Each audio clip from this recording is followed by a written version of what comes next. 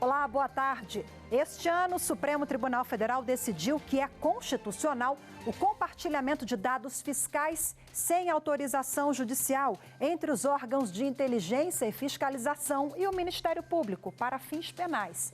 Esse é um dos destaques do Jornal da Justiça, que traz algumas das principais decisões da Corte em 2019.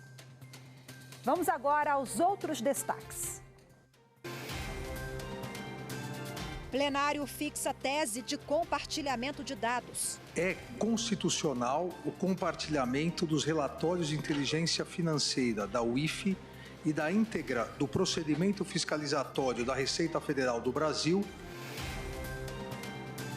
Ministros julgam inconstitucional pagamento de pensão vitalícia a ex-governadores do Paraná. Eu não consigo entender uma razão pela qual esse descrime favorável mereça reconhecimento.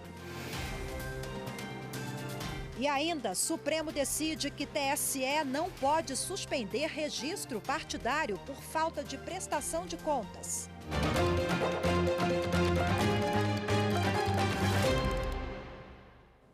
O Supremo Tribunal Federal julgou inconstitucional pagamento de pensão vitalícia a ex-governadores do Paraná e às viúvas dos ex-governadores.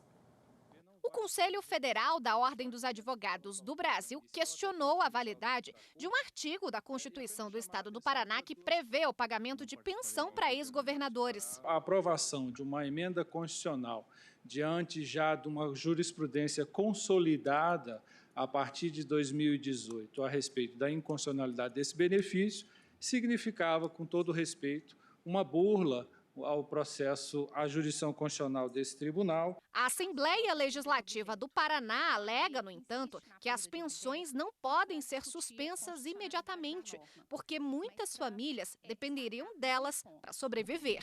Vou citar 3 casos que são os mais dramáticos. É o do Paulo Pimentel, com 91 anos, do Emílio Gomes, com 94 anos, e da Arlete Richa, com 80 anos.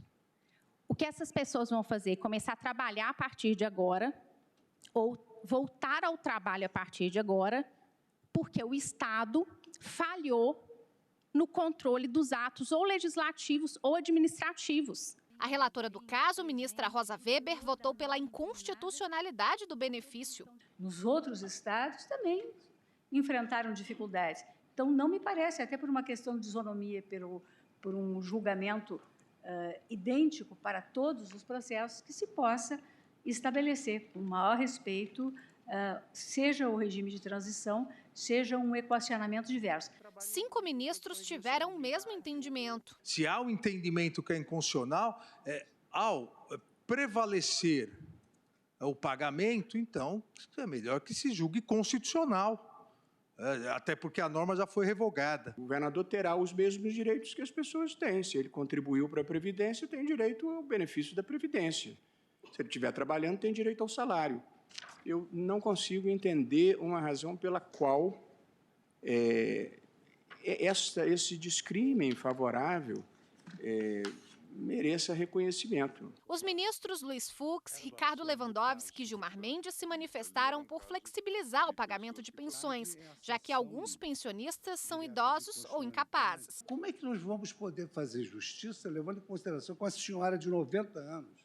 Ela vai perder toda a capacidade de sobrevivência, no limite já da sobrevivência biológica, porque a gente sabe o valor dessas pensões. E os estados gastam muito e gastam mal. E não são 9 pessoas que vão quebrar o Estado. O princípio da segurança jurídica, não é? Porque as pessoas que recebem uma pensão há 30 anos têm a legítima expectativa, na idade provecta em que se encontram, de continuar com esta pensão, sob pena até de perderem os meios de subsistência. Mas, por maioria, o pagamento de pensão a ex-governadores do Paraná foi considerado inconstitucional. Quem já recebeu os valores de boa-fé não vai precisar devolvê-los aos cofres públicos. E para falar mais sobre essa decisão do plenário do Supremo Tribunal Federal, quem está conosco é a nossa consultora jurídica da TV Justiça, Gisele Reis. Seja bem-vinda mais uma vez, Gi, boa tarde. Boa tarde, Rafaela, boa tarde a todos.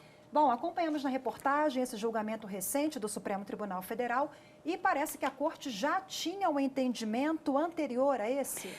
Esse entendimento, inclusive, foi reafirmado nesse julgamento.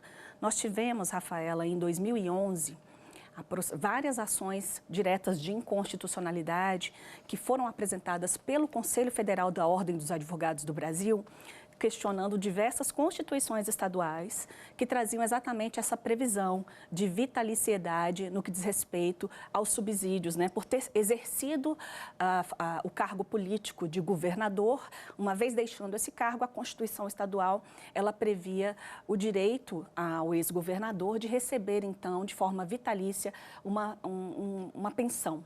E esse valor, ele é equivalente, de acordo com as constituições federais, ele tinha como parâmetro o subsídio do desembargador do Tribunal de Justiça do Estado. Então, o Supremo Tribunal Federal, em diversas ocasiões, já se manifestou pela inconstitucionalidade deste privilégio, com base nessas ações que foram ajuizadas pelo Conselho Federal da OAB.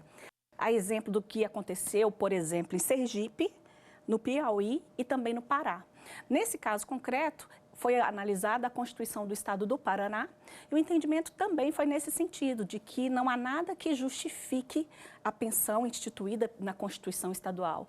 Esse privilégio, que está sendo colocado em razão de uma condição específica, ele não tem assento na Constituição e por isso foi declarada, então, a inconstitucionalidade desse dispositivo da Constituição Estadual do Paraná no que diz respeito a essas pensões. E como é que fica o caso das ex-viúvas que também receberam? Sim, tanto as viúvas de ex-governadores quanto os ex-governadores, eles não são obrigados a devolver o que receberam, porque os ministros entenderam que essa verba, por ter natureza alimentar, ela não pode ser repetida, ela não pode ser devolvida, porque uma vez recebida foi usada ali para custear as despesas, enfim, alimentares. Que é pensão, né? Então, foi isso que o Supremo Tribunal Federal entendeu, porque como elas foram recebidas de boa fé, amparadas, pela Constituição Estadual, dentro daquilo que ainda não havia uma decisão do Supremo declarando a inconstitucionalidade, então, ficou assentado nesse julgamento que não seria necessária a devolução desses valores, porque foram recebidos de boa fé, então não haveria necessidade. E como você pontuou, essa decisão alcançou também as viúvas de ex-governadores que também vinham recebendo essas pensões. O Supremo, mais uma vez, deixou claro, então, que é contra esse tipo de benefício. Gisele, muito obrigada mais uma vez. Você continua com a gente volta a conversar no segundo bloco. A seguir, vamos falar sobre a tese de compartilhamento de dados entre os órgãos de inteligência e fiscalização e o Ministério Público. Continue com a gente, até já. Justiça para mim é isso, prevalecer os nossos direitos como cidadão.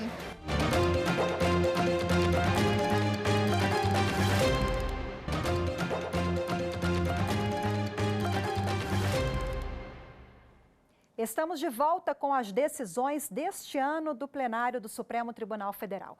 Os ministros concluíram o julgamento sobre o compartilhamento de dados bancários e fiscais com o Ministério Público e com a polícia. Por maioria, ficou definido que a Receita Federal e a Unidade de Inteligência Financeira, o antigo COAF, podem repassar as informações sem necessidade de aval da Justiça. O plenário julgou um recurso do Ministério Público contra uma decisão do Tribunal Regional Federal da Terceira Região, que anulou a condenação de um casal.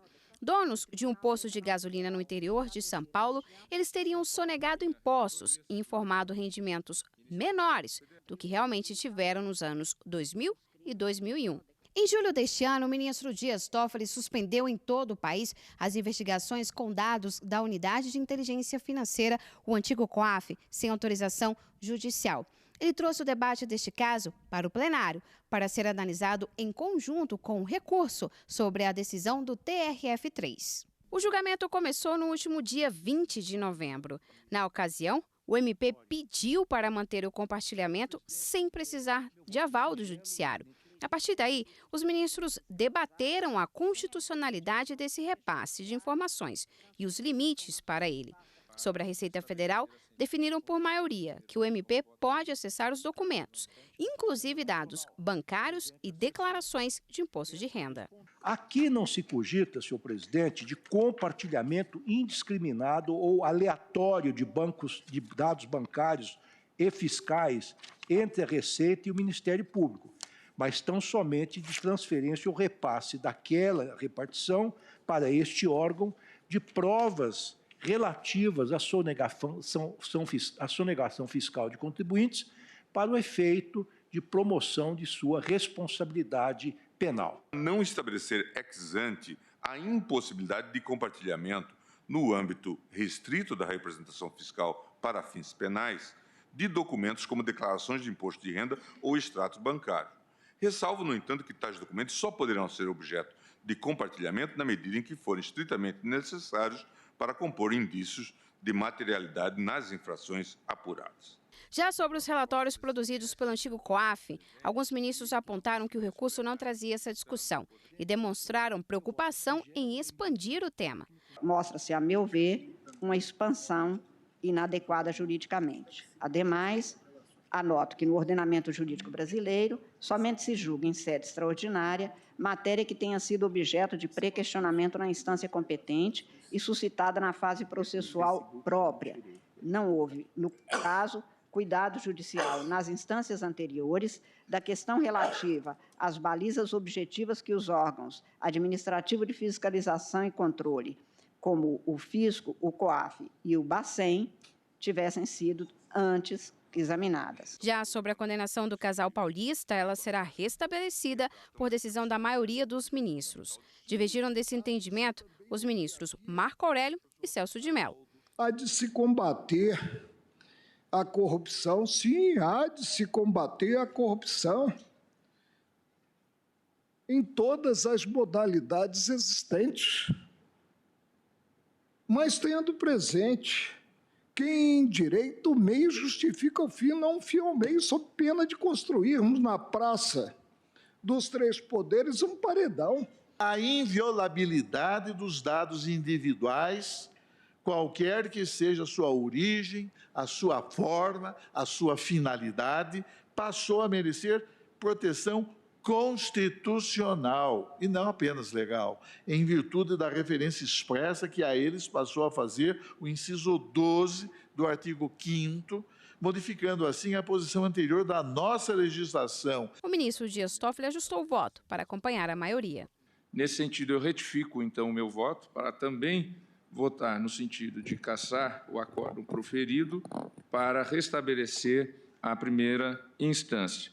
Faço ressalvas, mantenho as minhas ressalvas, mas adiro à conclusão da dota maioria. O plenário ainda decidiu pela derrubada da liminar de julho e o retorno de cerca de 900 investigações criminais que estavam suspensas. Os ministros ainda definiram teses sobre o compartilhamento de dados financeiros e fiscais entre órgãos de fiscalização, Ministério Público e polícias. Vamos relembrar na reportagem de Evne Araújo. A tese aprovada pelo Supremo Tribunal Federal foi formulada pelo ministro Alexandre de Moraes. É constitucional o compartilhamento dos relatórios de inteligência financeira da UIF e da íntegra do procedimento fiscalizatório da Receita Federal do Brasil, que define o lançamento do tributo, com os órgãos de persecução penal para fins criminais, sem a obrigatoriedade de prévia autorização judicial, devendo ser resguardado o sigilo das informações em procedimentos formalmente instaurados e sujeitos a posterior controle jurisdicional. O compartilhamento pela Unidade de Inteligência Financeira e pela Receita Federal deve ser feito somente com comunicação formal. Deve ser garantido o sigilo e a certificação de quem vai receber esses dados. São necessários ainda instrumentos de apuração e correção de eventuais desvios desses dados. O plenário do STF autorizou por maioria o compartilhamento de informações do antigo COAF e da Receita Federal com o Ministério Público e a Polícia, sem a necessidade de autorização judicial. Faltava apenas definir os parâmetros de como isso ia ser feito. A tese fixada pelo Supremo Tribunal Federal foi aprovada por 10-1. O ministro Celso de Mello foi um dos votos vencidos no julgamento da última quinta-feira. Para ele, o uso de dados sigilosos deveria ter autorização da Justiça. Na análise das regras, no entanto, ele se manifestou a favor dos parâmetros. Nós todos enfrentamos a controvérsia, discutimos a questão. Por isso, já resolvido o caso concreto, onde fiquei vencido, eu me pronuncio, então, agora quanto à formulação da tese. Não é? Eu estou de inteiro acordo com a proposta formulada pelo eminente ministro Alexandre de Moraes. O ministro Marco Aurélio foi o único a votar contra o estabelecimento de critérios. O julgamento se fez flexibilizando-se, sob a minha ótica, o sigilo de dados previsto no inciso 12 do artigo 5º da Constituição Federal, afastando-se o primado do judiciário. Vencido, desaprovo a tese. E a gente volta a conversar com a nossa consultora jurídica da TV Justiça, Gisele Reis. Gisele, sobre esse caso que acompanhamos agora na reportagem, houve toda uma preocupação dos ministros do plenário em relação a ser uma requisição formal. O ministro Alexandre de Moraes, eu me lembro que na época até ele disse que não poderia ser, por exemplo, por e-mail, por WhatsApp, né? Por que essa preocupação? Rafaela, esse recurso extraordinário que foi julgado com repercussão geral reconhecida, ele tratou de questões ligadas à intimidade, à privacidade. A discussão toda girou em torno se havia ou não, a partir desse compartilhamento, né, sem necessidade de uma prévia intervenção do judiciário, se isso caracterizaria uma ofensa a direitos fundamentais previstos na Constituição Federal. Então, a partir do momento em que esse tópico ficou definido na tese, isso veio para resguardar exatamente essa questão da privacidade e da intimidade, porque esses dados sigilosos, esse sigilo acaba sendo transferido para o Ministério Público, para a polícia, né, que vai ali, a partir desses documentos, vai tomar as devidas providências. Então, esse sigilo que acaba sendo transferido, isso fica resguardado quando se tem uma comunicação formal, porque você verifica exatamente quem foi que teve acesso aos dados. Então, fica documentado toda a rota, né, das pessoas que efetivamente tiveram acesso àquelas informações que são sigilosas, porque, afinal de contas, elas trazem informações de relatórios de inteligência financeira, né, que foram ali feitos por unidades de inteligência financeira responsáveis na análise daquele tipo de movimentação financeira, e também pela Receita Federal, que tem a atribuição de verificar, no âmbito dos seus processos administrativos, né, se houve ou não algum tipo de sonegação tributária. Gisele, o que é válido no âmbito das investigações? Esse julgamento, ele traz essa questão de uma maneira muito interessante, porque se não se respeita a decisão do Supremo Tribunal Federal, isso acaba ferindo direitos e essa prova colhida pode ser considerada ilícita. Então, a grande discussão que se tinha a partir da análise desse caso era que o Supremo Tribunal Federal se manifestasse para saber se esse tipo de informação ele é válido para dar cabimento, para dar início a uma ação penal, por exemplo. Então, a grande discussão que se tinha e que foi colocada para os ministros no momento da análise desse recurso extraordinário era exatamente o fato de que, se houvesse, por exemplo, a obrigatoriedade de uma ordem judicial prévia e isso não fosse respeitado, toda aquela troca de informação poderia ser considerada ilícita. Mas o entendimento do Supremo não foi esse. Foi no sentido de que essa autorização prévia não é necessária. Mas o pano de fundo, isso acaba, na verdade, demonstrando sobre a validade desses procedimentos, né? Que são procedimentos que ocorrem no dia a dia, tanto do da Receita Federal, da Unidade de Inteligência Financeira e do dia a dia dos Ministérios Públicos e também das polícias. Decisão essa que veio balizar outras instâncias do Poder Judiciário e realmente ela trouxe segurança jurídica, né? Trouxe segurança jurídica e o Supremo pôde então se manifestar a respeito desse assunto para que não haja mais nenhuma dúvida. Gisele, continua com a gente conversa daqui a pouquinho no próximo bloco. Você vai ver a seguir a decisão do Supremo que fala sobre a prestação de contas de partidos políticos. Até já. A justiça ela tem que ser a base da igualdade. Justiça para todos, igualdade para todos.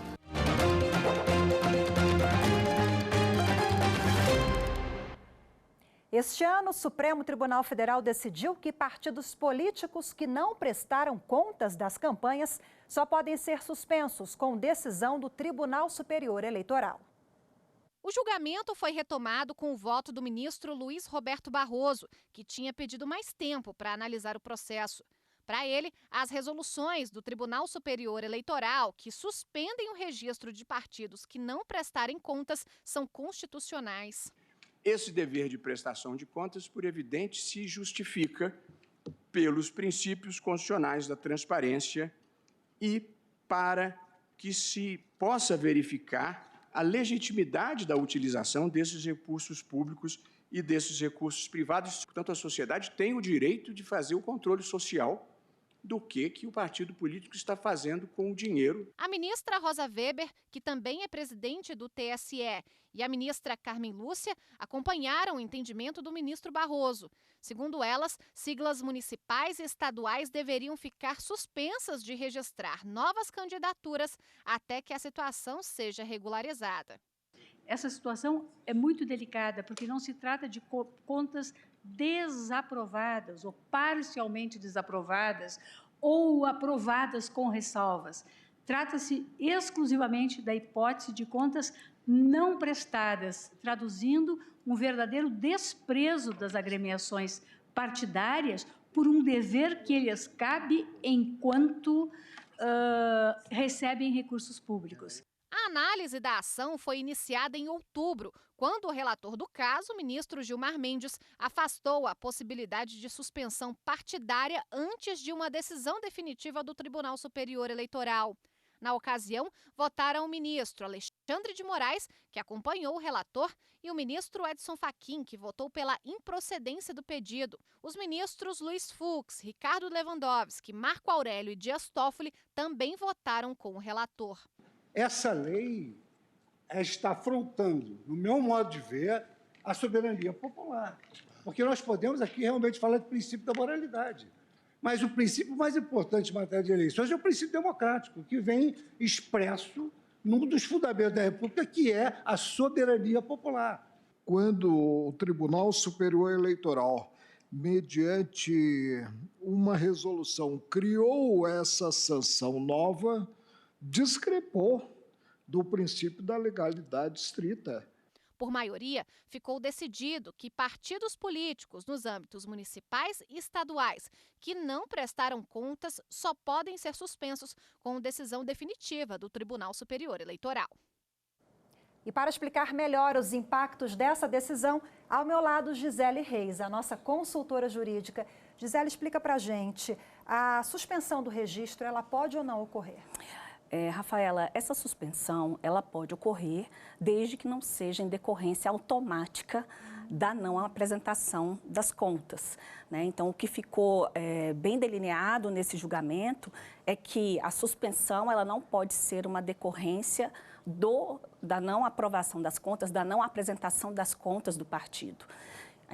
Os ministros e a posição que acabou prevalecendo entende que essa suspensão do registro do partido político só pode ocorrer a partir do momento em que você tem um devido processo, né, de suspensão de registro de partido, que tramita no Tribunal Superior Eleitoral, com todas as regras processuais observadas, respeitadas. Então, ela não vai poder ocorrer, frisando, a partir de uma decorrência automática da não apresentação das contas. Porque a suspensão é uma medida muito drástica, Exatamente. né? Deve ter todo um processo. Bom, eu queria que você explicasse também outras resoluções do Tribunal Superior Eleitoral que já versam sobre esse aspecto também. O que você destaca? Nós temos, ao todo, foram 3 resoluções do Tribunal Superior Eleitoral sobre essa questão, uma de 2014, uma outra de 2017 e uma outra de 2018. Então, o que trazia no bojo dessas resoluções era exatamente aquilo que o Supremo afastou, né? Deu interpretação conforme a Constituição, na verdade. Então, as resoluções, elas colocavam como consequência direta, né, a partir do momento em que as contas não fossem apresentadas, a partir do momento em que elas não fossem apresentadas da forma como a legislação prevê, isso automaticamente geraria a suspensão do registro do partido político. E a lei dos partidos políticos, ela estabelece que deve haver um procedimento específico para que isso aconteça. Por isso que os ministros entenderam dar interpretação conforme, ou seja, analisando essas resoluções à luz da Constituição Federal, entende-se que essa suspensão imediata ela não pode acontecer e ela deve ocorrer respeitando-se o contraditório, a ampla defesa e todas as regras processuais que estão previstas na lei dos partidos políticos. Gisele Reis, muito obrigada mais uma vez. A Gisele que esteve conosco ao longo desta edição do Jornal da Justiça. Boa tarde para você. Boa tarde. E obrigada a você também que acompanhou mais esta edição. Uma boa tarde para você e até a próxima. Tchau, tchau.